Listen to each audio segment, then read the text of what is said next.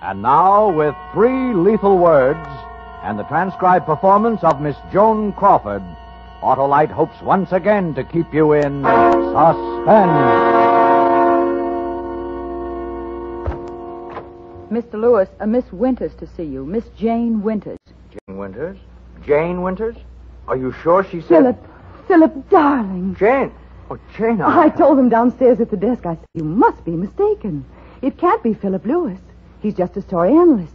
They said, no, he's head of the studio story department now. And I just couldn't believe it. Because I've always remembered you as just a reader. One who used to make the most devastating criticisms of the scripts I wrote before I got sick. I've been ill, you know. Did you know I've been ill? But everything's all right now. Oh, good. I'm glad. Sit down, won't you, Jane? Thank you. Oh, I'm exhausted. I've been shopping all afternoon. I've been buying supplies for my hobby, you know. I do etchings now. Do you know what's in this bottle? Acid. Nitric acid. Eats away the steel plates, you know. Amazingly powerful. As a matter of fact, that's why I'm here. I was buying this, and I got an idea for a story. I'd like to tell it to you if you have a minute. Why, of course, Jane. Oh, Grace, if anyone calls, I'm out. Yes, Mr. Lewis. And tell Johnny Ellman... no, wait a minute. I'll write it down for you. Last time I was here, Leo Burns was head of the story department. Oh, he's producing now. Oh? Doing very well at Universal. So many changes. Here, Grace, right away. Yes. So many changes. Cigarette? Thanks. It's been a long time, hasn't it, Philip? Yes. You're looking well, Jane. I'm feeling all right now. I don't want to talk about me. I want to tell you this idea. It's all worked out in my mind, except the end. I don't like the end. But, well, anyway, we open in the living room of a rather nice little house in the hills above the Strip. I don't know if you were ever in the place I once had up there. Anyway, a place like that. It's around 2 a.m, and there's this girl pacing back and forth in this living room. Call her Sally. Sally Summers. She's smoking a cigarette, quick, nervous puffs. Abruptly, she flips the cigarette into the fireplace, hesitates a moment, and then picks up the phone. Sally's a screenwriter, not a bad person. If you knew her, really knew her, you'd see she's not a bad person. All she wants is a little affection, a little love. That's all she wants. She's a screenwriter, and she's 43 years old, and she's married to an actor, and he's 19 years younger than she is. It's 2 o'clock in the morning, and she's all alone. Hello, Macombo. Macombo? Is Chris Summers there? Christopher Summers? One moment, please. I'll see.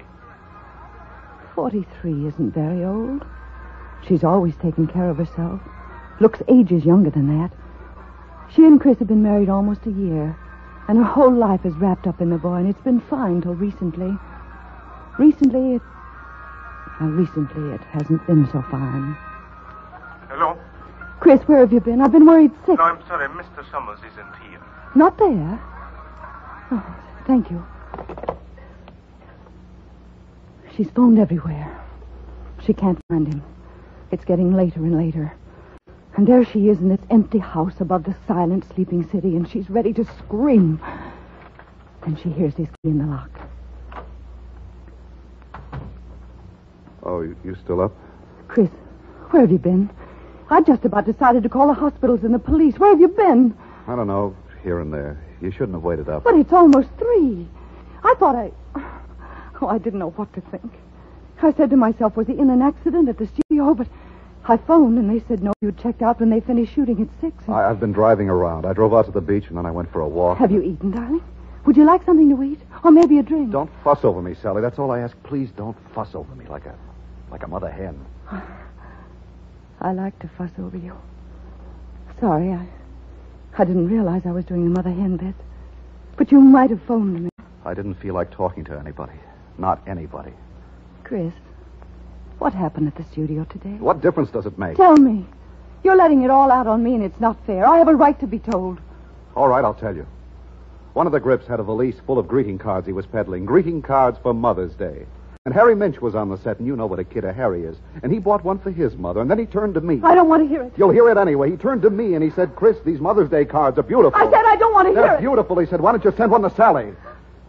And that's not all. I won't listen. Take your hands away from your ears. Let me go. You're going to listen. Chris. I've been getting these dirty digs since we first started seeing each other. Last summer. I was doing a scene with Ada Field last summer, and someone asked me if I'd seen Sunset Boulevard, and Ada yelled, seen it? He's living it. Oh. Please. Please, no more.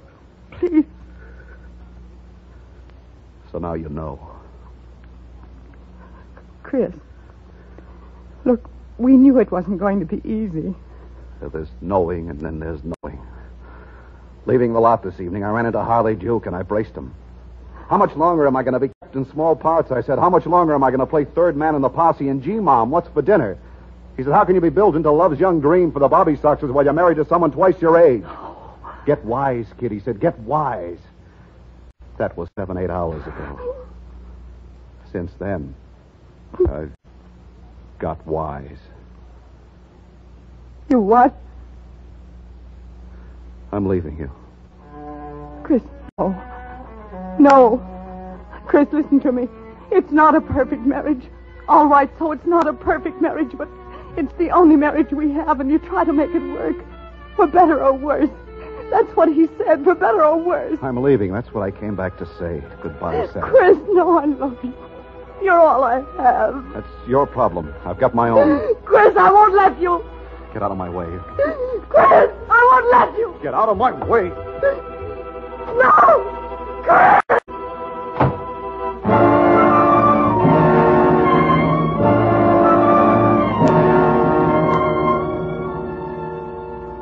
Ever play with a kaleidoscope when you were a kid, Philip?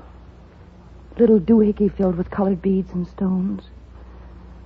You put it to your eye and you see a wonderful pattern. You turn it a bit and you see a new pattern.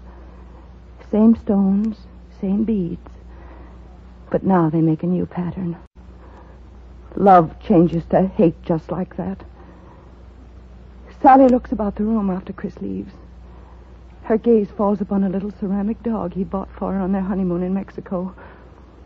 And suddenly, she seizes it. And the lamps they bought at auction. At antique shops. One by one, and the coffee table. The hutch table. The easy chair. The love seat. All the books on the shelf. Ice cream pictures on the walls.